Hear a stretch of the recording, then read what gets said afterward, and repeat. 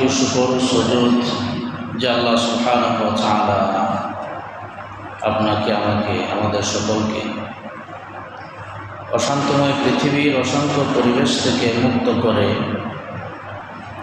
পৃথিবীর শ্রেষ্ঠতম জায়গা, শ্রেষ্ঠতম মাকাম, তার পবিত্র ঘর মসজিদে জুমার নামাজ আদায়ার্থে আমাদেরকে আসার বসার তৌফিকটুকু দান করেছেন। এজন্য সেই মহান মুনিবের দরবারে নত শিরে সমস্বরে ইমানের আওয়াজকে উঁচু করে এক আওয়াজ উচ্চ কণ্ঠে সকলেই কালিমাতুশ শুকর উচ্চারণ করছি, আলহামদুলিল্লাহ। লক্ষ কোটি দুরূদ ও সালাম সাইয়্যিদুল মুরসালিন রাহমাতুল লিল আলামিন খাতামুন নবিয়্যিন সাইয়্যিদুল আম্বিয়া আশরাফুল আম্বিয়া খাতামুল আম্বিয়া হযরত মুহাম্মদুর রাসূলুল্লাহ সাল্লাল্লাহু আলাইহি ওয়াসাল্লামের উপর। মুহতারাম হাজিরিন, আমরা পৃথিবীর অনেকটা ক্লান্তি লগ্নে আল্লাহর ঘরে প্রবেশ করতে পেরেছি, জুমার নামাজের উদ্দেশ্যে আসতে পেরেছি, বসতে পেরেছি। যে সময় হাজার হাজার লক্ষ লক্ষ কোটি কোটি মানুষ নির্যাতিত, নিপীড়িত, হাজার হাজার লক্ষ লক্ষ মানুষ হাসপাতালে তারা বেডে শুয়ে আছে। ফিলিস্তিনের গাজাবাসীরা তারা নির্মমতার শিকার, খাদ্য সংকটে আজকে তাদের হাড়, তাদের চামড়া একাকার হয়ে গেছে। ইয়া আল্লাহ, সেই মুহূর্তে আমরা আল্লাহ রাব্বুল আলামিনের মেহেরবানিতে আল্লাহর ঘরে এসি রুমের ভেতরে আল্লাহর ইবাদত করার জন্য বসেছি। এই যে আল্লাহ তাআলা আমাদেরকে এত বড় একটা নিয়ামত দান করেছেন, এতে আমরা খুশি না বেজার? তাহলে আমরা আরও জোরে সোরে আল্লাহর প্রশংসা আদায় করছি, আলহামদুলিল্লাহ। মুহতারাম হাজিরিন, এই পৃথিবী হচ্ছে ক্ষণস্থায়ী। এই পৃথিবীতে কিছু কিছু আমল আছে যে আমলগুলো মানুষ মৃত্যুর পরে স্মরণ রাখে। সামাজিকভাবে মানুষ এই আমলগুলোকে শ্রদ্ধা করে স্মরণ রাখে আজীবন। এমন কিছু আমল আছে, এর ভেতরে হজ এমন আমলের ভিতরে পড়ে না। কোনো মানুষ যদি হজ আদায় করে আসে, 7-10 দিন মানুষ বলে হাজির সাহেব হজ থেকে আসছে, এরপরে আরেকটা স্মরণে রাখে না, মরার পরেও বলে না হাজির সাহেব হজ করছে, কেউ করে না। আপনি নামাজ পড়তেছেন, আপনি মারা গেলে আপনার নামাজ নিয়ে কেউ আলোচনা করবে না। আপনার মতো অনেক মানুষ, আমার মতো অনেক মানুষ নামাজে আছে। রোজা রাখেন, আপনার ইন্তেকালের পরে কেউ আমল এটা আলোচনা করবে না যে রোজাদার ছিল, কারণ রোজাদার আপনি একা না, আরও অনেক হাজার হাজার মানুষ রোজাদার ছিল। কিন্তু এই আমলগুলো কিন্তু ফরজ। আমলগুলো কি ফরজ? এমন একটা আমল আছে যে আমলটা মানুষের কাছে অত্যন্ত গ্রহণযোগ্য এবং মৃত্যুর পরে মানুষ এই আমলটাকে শ্রদ্ধার সাথে স্মরণ করে। আপনাকে আমাকেও শ্রদ্ধার সাথে স্মরণ করবে। সেটা কি? সেটা হচ্ছে উত্তম আদর্শ, উত্তম আখলাক। মানুষের আচার ব্যবহার আখলাক যদি সুন্দর হয়, মৃত্যুর পরে মানুষ বলে লোকটা অনেক ভালো মানুষ ছিল। কথা বলার আগে সালাম দিত, সালাম দেওয়ার পরে ভালো মন্দ জিজ্ঞেস করত। এই কথাগুলো মানুষ বলে কিনা? কথা না বলে কিনা? জানাজার নামাজের আগে যদি 2 মিনিট সময় দেওয়া হয় যে মাইয়ে কেমন মানুষ ছিলেন, তখন কেউ বলে না তিনি হাজি ছিলেন, গাজী ছিলেন, নামাজি ছিলেন। এটা খুব কম সংখ্যক মানুষ বলে। কোনটা? যে লোকটা অনেক ভালো মানুষ ছিল, কথা বলার আগে একটা হাসি দিত, সবার সাথে মিশে চলত, কেউ তার আচরণে কষ্ট পায় নাই, কেউ তার আচরণে অসন্তুষ্ট নয়। এমন একজন ব্যক্তি ছিলেন আমাদের ভাই। বলে কি নাই? কেন বলে? তার আচার, তার ব্যবহার অনেক সুন্দর ছিল। মৃত্যুর পরে এই আমলটা অনেক গুরুত্বপূর্ণ। জীবিত থাকা অবস্থায় মানুষ যেমনভাবে এই আমলের প্রতি শ্রদ্ধা রাখে, যে লোকটা ভালো মানুষ, মানুষের সাথে সুন্দর কথাবার্তা বলে, কারো ক্ষতি করে না, পারলে উপকার করার চেষ্টা করে। এমন আখলাকের অধিকারী ছিলেন আমার আপনার নবী, বিশ্ব নবী, দু জাহানের নবী, রাহমাতুল্লিল আলামিন হযরত মুহাম্মদুর রাসূলুল্লাহ সাল্লাল্লাহু আলাইহি ওয়াসাল্লাম। রাসূলুল্লাহর আদর্শ ছিল উত্তম আদর্শ, উসওয়ায়ে হাসানা। অন্য আয়াতে আল্লাহ রাব্বুল আলামিন বলেন, ওয়া ইন্নাকা লাআলা খুলুকিন আযীম। সূরাতুল কলমে আল্লাহ রাব্বুল আলামিন আপনার নবী সম্পর্কে জানায় দিয়েছেন, নবী আপনি হলেন উত্তম চরিত্রের অধিকারী নয়, শুধু আপনি হলেন মহান চরিত্রের অধিকারী। সুবহানাল্লাহ, মহান চরিত্র। আমরা আল্লাহকে বলি মহান রব্বুল আলামিন। সে আল্লাহ রব্বুল আলামিন নবীর ব্যাপারে বলছেন মহান চরিত্রের অধিকারী। মহান চরিত্র মানে কি? এই চরিত্রের সমপরিমাণ আর কোন চরিত্র হইতে পারে না। কিছু অনুসরণ করা যাবে, রাসূলুল্লাহর বিভিন্ন আদর্শ, বিভিন্ন আখলাক আমরা অনুসরণ করি, কিন্তু পুঙ্খানুপুঙ্খভাবে কমপ্লিটলি রাসূলুল্লাহর মতো আমরা হতে পারবো? সম্ভব নয়। এই জন্য আল্লাহ তাআলা বলছেন মহান চরিত্রের অধিকারী হলেন আমার আপনার নবী মুহাম্মদুর রাসূলুল্লাহ সাল্লাল্লাহু আলাইহি ওয়াসাল্লাম। এই মহান চরিত্রের অধিকারী এটা শুধু আল্লাহর কথা নয়, এটা হাদিসেরও কথা। হাদিসে রাসূলুল্লাহর মহান চরিত্রের ব্যাপারে অনেক দৃষ্টান্ত রয়েছে। এক ইহুদি রাসূল করিম সাল্লাল্লাহু আলাইহি ওয়াসাল্লামকে কিছু টাকা ধার দিয়েছিল। ধার দেওয়ার সময় শর্ত ছিল যে আপনি ধরে নিলাম সোমবারে আমার টাকা আপনি রিটার্ন করবেন, আমার ঋণ পরিশোধ করে দেবেন। ইহুদি কি করলো? ইহুদি শনিবারে গিয়া রাসূলুল্লাহ সাল্লাল্লাহু আলাইহি ওয়াসাল্লামের পেছনের দিক থেকে তার গামছা দিয়া নবীজির গলার মধ্যে এভাবে ফাঁস লাগাইয়া টান দেওয়া করছে। বলে না, রাসূল করিম সাল্লাল্লাহু আলাইহি ওয়াসাল্লামকে যখন ইহুদি পেছনের দিক থেকে গামছা দিয়া গলার মধ্যে টান দেওয়া ধরলো, সাথে সাথে আমার রাহমাতুল্লিল আলামিনের জিহ্বা মুবারক বের হয়ে গেছে। ইহুদি পাওনা পরিশোধ করার 2 দিন আগে রাসূলুল্লাহর পেছন দিক থেকে টান দিয়ে যখন ফাঁস লাগাই দিল, ওই সময় নবীজি যদি তাকে উল্টা একটা মেরে দিতেন কোনো অসুবিধা ছিল না, কারণ পাওনা পরিশোধ করার কথা হলো সোমবারে, তুমি শনিবারে কেন আমার পেছন দিক থেকে ধরলে, এই জন্য তুমি আজকে বিচার দিতে হবে, ঠিক কিনা? অথচ নবী করিম সাল্লাল্লাহু আলাইহি ওয়াসাল্লাম মাথা ঘুরাইয়া পেছনের দিকে তাকায়া যখন দেখলেন পাওনাদার ইহুদি, ওই সময় নবীজি তাকে কোনো গালি দিলেন না, চোখ রাঙাইয়া তাকালেন না, বরং তার দিকে মুস্কি হাসি দিয়া নবীজি বললেন, তুমি কি পাওনা নেওয়ার জন্য আসছো নাকি? সুবহানাল্লাহ। পাশে দাঁড়ানো ছিলেন হযরত উমর ফারুক রাদিয়াল্লাহু তাআলা আনহু। নরম সাহাবী না গরম সাহাবী? বোঝা যায় আসলে গরম, নরম না গরম? গরম সাহাবী, ইমানের তেজোদ্দীপ্ত ইমান নিয়ে নবীজির সামনে দাঁড়ায়া কাফের ইহুদিটাকে ধরে বললেন, এই ইহুদির বাচ্চা, আমরা বেঁচে থাকতে আমাদের নবীর গায়ে হাত দিয়েছি, সে তো বড় সাহস তোর।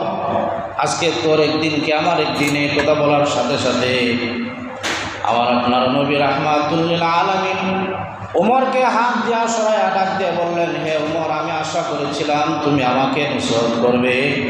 আমি কেন ইহুদির টাকা পাওনা পরিশোধ করি নাই, তুমি কেন ইহুদিকে ধমক দিলা, এই জবাব আগে দাও। সুবহানাল্লাহ। উত্তম আদর্শ কেমন কেমন মহান চরিত্র! হযরত উমর ফারুক রাদিয়াল্লাহু তাআলা আনহু, তিনি তো হলেন মহানবীর 2 নম্বর খলিফা, সাহাবী, ইসলামের দ্বিতীয় খলিফা। হযরত উমর যদি সহ্য করতে না পারলেন, আপনারা এখন অন্তর থেকে জবাব দিবেন, আপনার আমার সামনে যদি নবীজিকে এইভাবে কষ্ট দেওয়া হয় আমরা কি সহ্য করবো নাকি? সহ্য করবো? হযরত ওমর ফারুক রাদিয়াল্লাহু তাআলা আনহু সহ্য করার মতো না।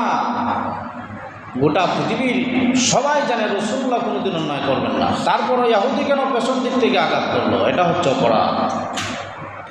রাসূল কারীম সাল্লাল্লাহু আলাইহি ওয়াসাল্লাম ওমর ফারুক রাদিয়াল্লাহু তাআলা আনহুকে বললেন, হে ওমর, তুমি ইহুদিকে ধমক দিয়ে অন্যায় করেছ, তুমি ইহুদিকে 200 দিরহাম জরিমানা দিতে হবে। সুবহানাল্লাহ বাড়ি দিয়া অন্যায় করলো কে? ইহুদি। আর জরিমানা দেয় কে? মুসলমান, ওমর ফারুক। সুবহানাল্লাহ। হযরত ওমর ফারুক রাদিয়াল্লাহু তাআলা আনহু যখন ওই ইহুদিটাকে নিয়ে বাইতুল মালের দিকে রওনা করে দিলেন, বাইতুল মালের ভিতরে গিয়ে ইহুদি ডাক দিয়া বলে, হে ওমর, তোমার বাইতুল মাল থেকে 200 দিরহাম আমাকে ঋণ পরিশোধ করতে হবে না। আমি তো পাওনা নেওয়ার জন্য আসি নাই, ঋণ পরিশোধ করার জন্য আমি আসি নাই। আমি এসেছি, আমি তাওরাত কিতাবের মধ্যে পেয়েছিলাম আখেরি নবী যে হবে, বিশ্ব নবী যিনি হবেন, যিনি শেষ নবী হবেন, তার সাথে রাগান্বিত অবস্থায় কথা বললে, গালাগালি দিলেও তিনি কোনোদিন পাল্টা জবাব দেয় না।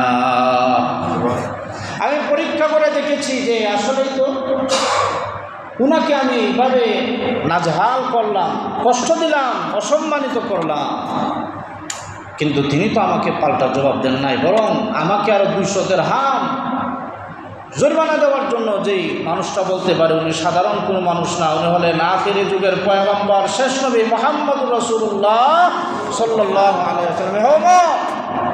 আর দেরি করবা না, সাথে সাথে আমাকে নবীর কাছে নিয়ে নাও, আমি কালেমা পড়ে মুসলমান হয়ে যাই। সুবহানাল্লাহ, লা ইলাহা ইল্লাল্লাহ মুহাম্মাদুর রাসূলুল্লাহ। ইহুদিরা নবীর কাছে গিয়া মুসলমান হয়ে গেল। এ হলো ইসলামের মহান আদর্শ, উত্তম আদর্শ, উত্তম চরিত্র হচ্ছে ইসলাম। ইসলাম কোনোদিন অন্যায় করে না, অবিচার করে না। ন্যায় বিচার কিভাবে করতে হয় আমার নবী শিক্ষা দিয়েছে। হযরত আবু বকর সিদ্দিক রাদিয়াল্লাহু তাআলা আনহু রাস্তা দিয়ে হেঁটে যাচ্ছিলেন, এমন সময় শুনতেছেন এক ইহুদি আরেক ইহুদিকে শোনায় বলতেছে, আমরা তো জানতাম শুধু মোহাম্মদ ফকির, এখন তো দেখি মোহাম্মদের আল্লাহ ফকির। আরো জোরে বলুন নাউজুবিল্লাহ। কেন ফকির বলতেছে? ইহুদিদের ধারণা যখন যাকাতের বিধান কায়েম হয়ে গেল, যাকাত নেওয়ার জন্য যখন দেওয়ার জন্য আল্লাহ রাব্বুল আলামিন আদেশ করলেন, তখন ইহুদিরা মনে করতেছে এরা তো ফকিরের ধর্ম, তারা আবার যাকাত উঠায় আল্লাহর জন্য। এটা কেমন বিধান? যারা ধনীদের কাছ থেকে টাকা পয়সা নেওয়া যায়, এটা তো ফকিরের ধর্ম, সুতরাং শুধু মোহাম্মদ ফকির না, মোহাম্মদের আল্লাহ ফকির। বলি নাউজুবিল্লাহ। হযরত আবু বকর সিদ্দিক রাদিয়াল্লাহু তাআলা আনহু এই কথা শোনার সাথে সাথে যখন দেখলেন যে আল্লাহ রাসূলকে ফকির বলে গালি দিয়েছে, হযরত আবু বকর আর ধৈর্য ধরতে পারলেন না, সাথে সাথে ইহুদির গালে কষায় একটা থাপ্পড় মেরে দিলেন। সুবহানাল্লাহ। আচ্ছা, ইহুদির গালে থাপ্পড় দিছেন, আপনারা খুশি না বেজার? আরে আল্লাহরে গালি দিছে, নবীকে গালি দিছে, এর জবাবে হযরত আবু বকর ইহুদির গালে একটা থাপ্পড় দিছেন, এতে আপনারা খুশি না বেজার? আচ্ছা বলেন তো, নরম সাহাবী থাপ্পড় দিলেন না গরম সাহাবী? নরম সাহাবী থাপ্পড় দিলেন। ইহুদি থাপ্পড় খাইয়া অনেক উঠে বসছে। তারপর রাসূলুল্লাহ সাল্লাল্লাহু আলাইহি ওয়াসাল্লামের কাছে গেল, গিয়া বলছে যে আপনার সাহাবী আবু বকর আমাকে থাপ্পড় মেরে দিয়েছে। রাসূলুল্লাহ সাল্লাল্লাহু আলাইহি ওয়াসাল্লাম চিন্তা করলেন, আরে লোকটা মনে হয় আসলে আবু বকর উমর চিনে না, চর মারার হাসলত কাহা উমরে, এটা হয় আবু বকরের কথা। চর দিল তো দিব উমরে, আবু বকরের নাম কেন হয়? রাসূলুল্লাহ বললেন যে তুমি অত নাম বলতে বা মানুষ চিনতে তুমি ভুল করতেছো, আসলে এটা আবু বকর হবে না, তার নাম হবে উমর। না আমি লোকটা বালা বলেছি, এটা আবু বকরই। রাসূলুল্লাহ বলেন আবার বালা করে চিন্তা করে দেখো, আসলে আবু বকর না উমর। ইহুদি বলে আমি ভালো করেছি, এটা আবু বকর উমর না। রাসূল কারীম সাল্লাল্লাহু আলাইহি ওয়াসাল্লাম চিন্তা করলেন আবু বকর তো নরম সাহাবী, কাউকে কোনোদিন গালি দেয় না, কাউকে কোনোদিন আঘাত করে না, নরম সাহাবী, শুধু আল্লাহ বিল্লাহ করে। আবু বকর তো চোর দেওয়ার কথা না। আবু বকরকে ডাকালেন। হযরত আবু বকর সিদ্দিক রাদিয়াল্লাহু তাআলা আনহুকে নবীজি ডাক দিয়ে বললেন, হে আবু বকর, তুমি কি ইহুদিটাকে চোর মেরেছ? আবু বকর বলে, চোর মেরেছি। আল্লাহ রসুল বললেন, তুমি কেন ইহুদিকে চোর দিলা? আবু বকর রাদিয়াল্লাহু তাআলা আনহু ডাক দিয়ে বলেন, সে আমার রসুল, আমার নবী এবং আল্লাহকে ফকির বলে গালি দিয়েছে, আমি চোর মেরেছি। ইহুদিকে ডাক দিয়ে বললেন, ইয়া ইহুদি, তুমি কি আমাকে আমার আল্লাহকে গালি দিয়েছো? ইহুদি ডাক দিয়ে বলে, না আমি তো গালি দেই নাই। তো হাসলো, আগের থেকে মিথ্যা কথা বলা, এটা হাসলো। ইহুদি ডাক দিয়ে বলে, না আমি তো গালি দেই নাই। হযরত আবু বকর সিদ্দিক রাদিয়াল্লাহু তাআলা আনহু ডাক দিয়ে বলেন, গালি দিয়েছে। ইহুদি বলে, গালি দেয় নাই। ইসলামের বিধান হলো আল বাইয়িনাতু আলাল মুদ্দাঈ ওয়াল ইয়ামিনু আলা মা আনকার। যে বাদী হবে তার পক্ষে দুইজন সাক্ষী দরকার। এখন আবু বকরকে নবীজি ডাক দিয়ে বলেন, ও আবু বকর, তুমি ইহুদিকে চোর মেরেছো, তুমি নিজে স্বীকার করেছো, কিন্তু ইহুদি যে আমাকে আল্লাহকে গালি দিছে সেটা তুমি সাক্ষী দিতে হবে, তোমার সাক্ষী থাকতে হবে। সাক্ষী ছাড়া এই বিচার তোমার পক্ষে যাবে না। হযরত আবু বকর সিদ্দিক রাদিয়াল্লাহু তাআলা আনহু ডাক দিয়ে বলেন, ইয়া রাসূলুল্লাহ, ওই সময় তো আমার কোনো সাক্ষী ছিল না, আমি আল্লাহ এবং তার রাসূলের মহব্বতে তাকে আঘাত করেছি, সুতরাং আমার সাক্ষী আল্লাহ, আসমানে জমিনে আমার কোনো সাক্ষী নাই। আল্লাহর নবী ডাক দিয়ে বলেন, ইয়া আবু বকর, আল্লাহ সাক্ষী ঠিক আছে, কিন্তু জমিনের বিচার জমিনে হবে, আল্লাহর সাক্ষী দেওয়া হবে না, জমিনের বিচার জমিনের সাক্ষী দ্বারা হবে। তোমার পক্ষে কোনো সাক্ষী থাকলে নিয়ে আসো। আবু বকর বলে, জমিনে আমার কোনো সাক্ষী নাই, আমার সাক্ষী হলো কোথায়? কোথায়? আসমানে। আল্লাহর নবী রাহমাতুল লিল আলামিন ডাক দিয়ে বলেন, তোমার যেহেতু সাক্ষী নাই, ইহুদিকে তুমি যতটা ওজনে চোর মেরেছো, ইহুদি এখন তোমাকে ততটা ওজনে একটা চোর দেবে। এই ফয়সালা যখন হবে, আসমান জমিনে যেমন কম্পন সৃষ্টি হয়ে গেছে, আসমানের ফেরেশতারা কাঁদতেছে। আল্লাহর নবীর সাহাবী, জান্নাতের সার্টিফিকেট প্রাপ্ত সাহাবী, আল্লাহর নবীর হিজরতের সঙ্গে সাহাবী হযরত আবু বকরকে একটা ইহুদি আজকে থাপ্পড় দিবে।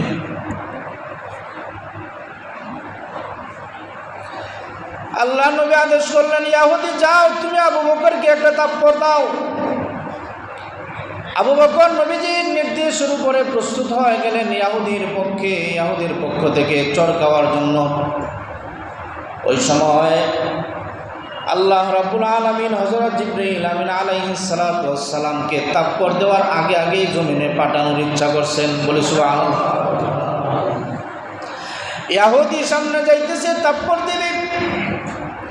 এমন অবস্থায় আল্লাহর নবী রাহমাতুল লিল আলামিন ইহুদিকে ডাক দিয়ে বলেন, ও ইহুদি, তুমি একটু থামো, তোমার চর এখন দিতে হবে না, একটু সময় নাও। আমি শুনতেছি আসমান থেকে ঘন্টা ধ্বনির ন্যায় আওয়াজ শোনা যায়, হয়তো বা আবু বকরের পক্ষে আল্লাহ সাক্ষী হয়ে গেছে।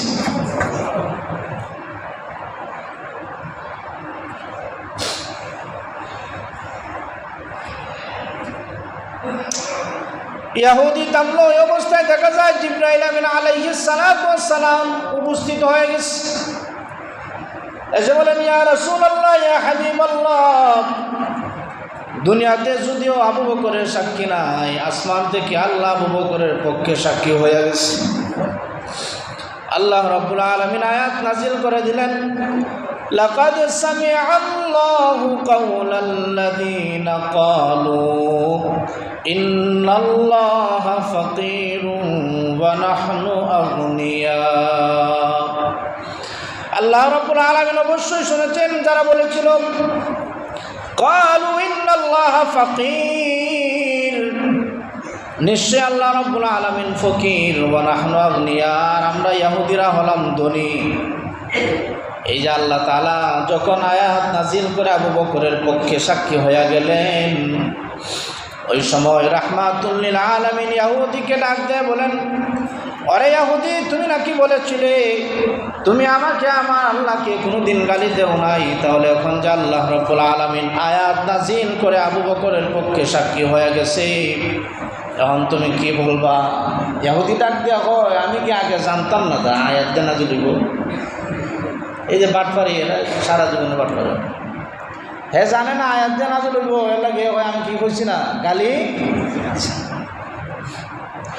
এই জায়গার থেকে আমাদের শিক্ষা গ্রহণ করতে হবে। আগের ঘটনা পরের ঘটনা মিলান। আল্লাহর নবী, বিশ্ব নবী, সরকারে তো আলম নবীজি হচ্ছেন সারে, তিনি যা বলবেন তাই শরীয়ত, নবীজি যা বলবেন তাই রায় হয়ে যাবে। তারপরে হযরত উমরের পক্ষে রায় দেন নাই, দিয়েছিলেন ইহুদির পক্ষে। উমরকে বলছেন 200 দিরহাম জরিমানা করো। আবু বকরের পক্ষে রায় দেন নাই, বলেছেন তোমার পক্ষে সাক্ষী আনো, সাক্ষী ছাড়া তোমার পক্ষে রায় যাবে না। কেউ যদি জেনাবে বিচার করে, তার উপর হদ কায়েম করতে গেলে তার জন্য 4 জন সাক্ষী দরকার হয়। কয়জন সাক্ষী? বিবাহ দিবেন, বিবাহ করাইবেন, 2 জন সাক্ষী দরকার। চুরি করছে, সে চোর কি না ভালো নাকি সাধু, এটা প্রমাণ করতে হলে 2 জন সাক্ষী দরকার হবে, পুরুষ 2 জন সাক্ষী। যদি পুরুষ 2 জন পাওয়া না যায়, কায়েম মাকাম হবে 1 জন পুরুষ 2 জন মহিলা। 1 জন পুরুষ 2 জন মহিলা সাক্ষী দিতে হবে। সাক্ষী ছাড়া কোনো কিছু গ্রহণযোগ্য নয়। কাজী যদি নিজেই সাক্ষী হয়ে যায় যে আমি বেটা জজ, আমি বিচারক, আমি কাজী, আমি নিজের চোখে দেখলাম আমার আদালতের সামনে এই লোকটা ওই লোকটাকে ছুরি দিয়ে আঘাত করে হত্যা করে ফেলেছে, সুতরাং আমি যেহেতু সাক্ষী, আমি ফাঁসির রায় দিয়া দিব, হবে না। যিনি কাজী হবেন, যিনি বিচারক হবেন, যিনি জজ হবেন, তার সাক্ষী গ্রহণযোগ্য নয়। কেন? একটা ফিতনা তৈরি হবে, মানুষের সন্দেহ করবে যে উনি ওনার ক্ষমতা প্রয়োগ করছেন। সুতরাং আলাদা সাক্ষী দরকার, আলাদা সাক্ষী দিয়া এই রায় ফাঁস করতে হবে। কোনো কিছু কেনা বেচা করতে হলে সাক্ষী দরকার। আমরা বিশ্বাসের উপর সব কিছু ছেড়ে দিই, কিন্তু আল্লাহ তো এটা বলেন নাই। এই বিশ্বাসটাকে আরও শক্তিশালী করতে হলে, এই সম্পর্ক যেটা আছে এটাকে অটুট রাখতে হলে, সম্পর্ক আরও শক্তিশালী করতে হলে সবসময় সাক্ষী দিয়ে কাজ করতে হবে। আমার খুব ক্লোজ ফ্রেন্ড, তার সাথে আমি 1 লাখ টাকার একটা চুক্তি করে নিলাম, কোনো সাক্ষী নেই। 1 লাখ টাকার চুক্তি করলে আমি আজকে ক্লোজ ফ্রেন্ড, কালকে যে আমার শত্রু হবে না, কোনো গ্যারান্টি আছে? কথা বলেন, কোনো গ্যারান্টি আছে? সুতরাং যতই ক্লোজ হোক, সাক্ষী রেখে লেনদেন করতে হবে। আজকে আমরা ভাই ভাই, একই মায়ের পেটের ভাই, একই রক্তের, একই বন্ধন, কিন্তু কয়েকদিনের ভেতরে তো আমাদের মধ্যে শয়তানের শত্রুতা তৈরি করে দিবে না, এর কোনো গ্যারান্টি আছে? সুতরাং ভাই ভাই লেনদেন করতে হলেও, চুক্তিবদ্ধ করতে হলেও সাক্ষী নিয়ে করতে হবে। একটা ফিতনা এটা বলতে হচ্ছে আমার। সাক্ষী আনতে গেলে বলে, বন্ধু বলে তুমি কি আমাকে বিশ্বাস করো না? বড় চুক্তির মধ্যে সাইন করতে হলে ভাই বলে তুমি কি আমাকে বিশ্বাস করো না? এটা বলার অধিকার তোমার না, এটা আল্লাহর বিধানের লঙ্ঘন। আল্লাহ বলেন সাক্ষী রাখো, তুমি ভাই বলো আমাকে বিশ্বাস করো না। আল্লাহ বলেন সাক্ষী রাখো, বন্ধু বলে তুমি কি আমাকে বিশ্বাস করো না। আল্লাহকে সাক্ষী রাখো, আল্লাহ বলেন সাক্ষী রাখো, আমার ক্লোজ ম্যান সে বলে তুমি কি আমাকে বিশ্বাস করো না। কি আজিব! এই আল্লাহর বিধান লঙ্ঘন করার কারণে, সাক্ষী লঙ্ঘন করার কারণে যে বন্ধনটা ছিল শক্তিশালী, আস্তে আস্তে শয়তান এসে এর ভেতরে প্রবেশ করে বন্ধনটা ছিন্ন বিচ্ছিন্ন করে দিবে, সন্দেহ তৈরি করে দিবে। তখন একজন একজনকে কুসায় বলবে, সন্দেহ শয়তানে তৈরি করে দিবে, আজকে আপনি চুক্তিবদ্ধ হয়েছেন ভাই বন্ধু, এই জন্য সাক্ষী রাখেন নাই, আরে চুক্তিটা সম্পন্ন করেন না, দেখেন না 2 দিন যায় কিনা।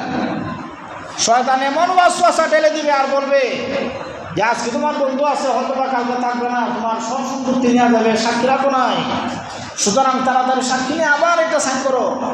শয়তান যখন বলবে তখন আপনি চিন্তা করবেন, সত্যিই তো আজকে আমার বন্ধু কালকে শত্রু হইতো কতদিন, সুতরাং আমি তো সাক্ষী রেখে না, এখানে আবার তার সাথে লিয়াজু করে সাক্ষীর জন্য এখন আরেক কথাবার্তা যে ভাই বন্ধু সাক্ষীটা রেখে আবার একটা চুক্তি করা যায় কিনা, তখনই তো সম্পর্কটা নষ্ট হয় না, ঠিক কিনা?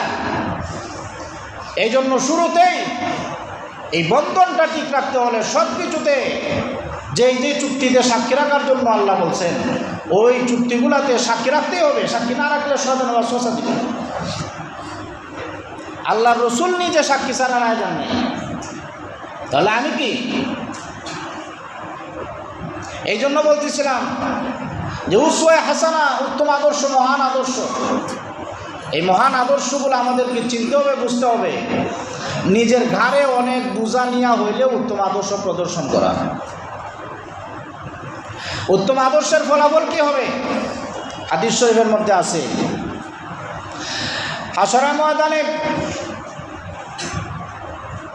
তার হজের আমলকে সবচেয়ে ওজনদার বলা হয় নাই, হাশরের ময়দানে নামাজের আমলকে ওজনদার বলা হয় নাই, হাশরের ময়দানে দান সদকার আমলকে ওজনদার বলা হয় নাই, হাশরের ময়দানে আল্লাহ রাব্বুল আলামিন তার রোজার আমলকে ওজনদার বলেন নাই, বরং হাদিসের মধ্যে বলা হয়েছে হাশরের ময়দানে যে আমলটা সবচেয়ে ওজনদার হবে সেই আমলটা হলো উত্তম আদর্শ, সুন্দর আখলাক, হসনে খুলক, ভালো ব্যবহার। হাশরের ময়দানে এটা ওজনদার হবে, সবচেয়ে ওজনদার হবে। এই জন্য শুরুতে বলছিলাম মানুষ মারা গেলে কেউ বলে না লোকটা হাজি ছিল, নামাজি ছিল, এরকম কিছু বলে না। মানুষ বলে লোকটা মারা যাওয়ার আগে অনেক ভালো মানুষ ছিল, কথা বলার আগে সালাম দিত, সুন্দর করে কথা বলতো, হাসি মুখে কথা বলতো, বিদায়টা সুন্দর করে দিত, মানুষকে আপ্যায়ন করতো, মানুষের সাথে সুন্দর আচার ব্যবহার ছিল, এইরকম কথাবার্তা মানুষ প্রশংসা। নামাজে হাজি কাজে এটা 2-3 দিন বলবেও না, বলবেই না মানুষ। কিন্তু উত্তম আদর্শ যদি হয় 50 বছর পরেও বলবে তার বাবার সাথে আমার সম্পর্ক ছিল, তার বাবা খুব ভালো মানুষ ছিল, তার বাবার সাথে আমার সম্পর্ক ছিল, কথা বলার আগে হাসি দিত, তার বাবার সাথে দাদার সাথে আমার সম্পর্ক ছিল, তার দাদা উঠা বসায় মানুষকে আপ্যায়ন করতো, কত সুন্দর তার ব্যবহার ছিল, কিন্তু বলে না এটা নামাজি ছিল, হাজি কাজী ছিল, এইটা বলে না। এই জন্য হাশরের ময়দানে যে আমলটা সবচেয়ে ওজনদার হবে এই আমলের নাম হচ্ছে উত্তম আদর্শ, হসনে খুলক, ভালো ব্যবহার। এটা এত বড় ওজনদার আমল, হাশরের ময়দানে এই আমলকে সবচেয়ে ওজনদার বলা হয়েছে। সুবহানাল্লাহ। আরেকটা আমল সবচেয়ে ওজনদার, বুখারী শরীফের সর্বশেষ হাদিস, এই আমলটা হচ্ছে সবচেয়ে জবানে পাতলা, ওজনে ভারী, উচ্চারণে সহজ। আমলটা হচ্ছে সুবহানাল্লাহি ওয়া বিহামদিহি সুবহানাল্লাহিল আযীম। মুখের মধ্যে জড়তা থাকলেও সুবহানাল্লাহি ওয়া বিহামদিহি সুবহানাল্লাহিল আযীম এটা সহজে বলা যায়, উচ্চারণে সহজ, জবানে হালকা, আর ওজনে সবচেয়ে কী হবে? ভারী হবে।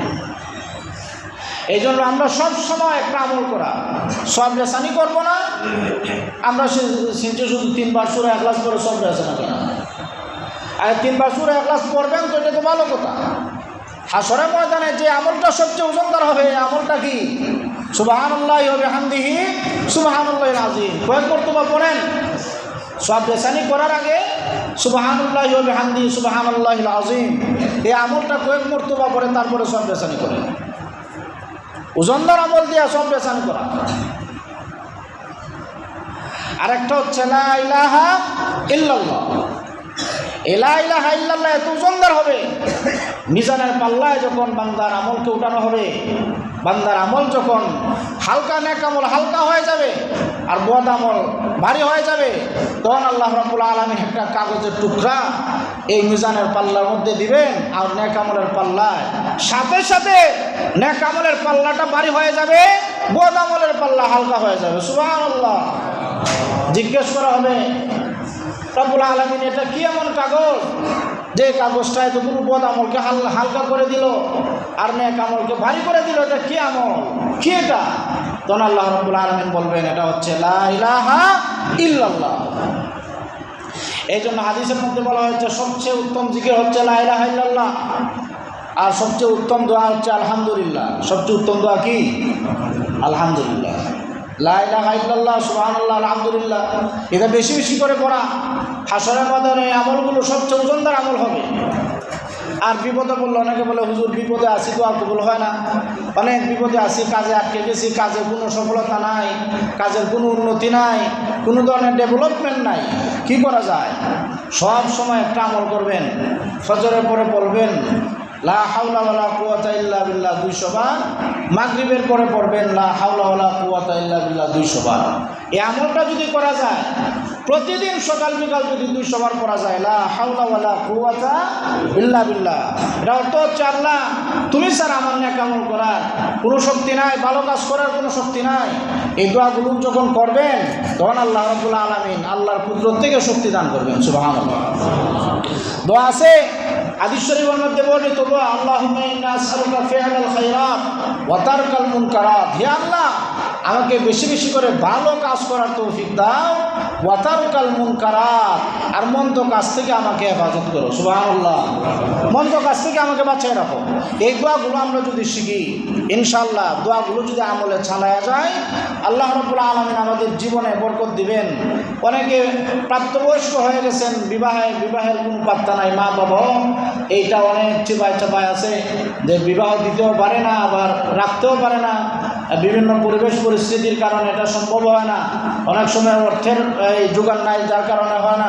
অনেক সময় দেখা যায় ভালো সম্বন্ধ পাওয়া যায় না, বিভিন্ন কারণে। বিবাহটা এত বড় একটা ইবাদত, হাদিসের মধ্যে বলা হয়েছে বিবাহ হচ্ছে নিকাহ, আর নিকাহ নিসফুল ঈমান। বিবাহকে বলা হয়েছে ঈমানের অর্ধেক।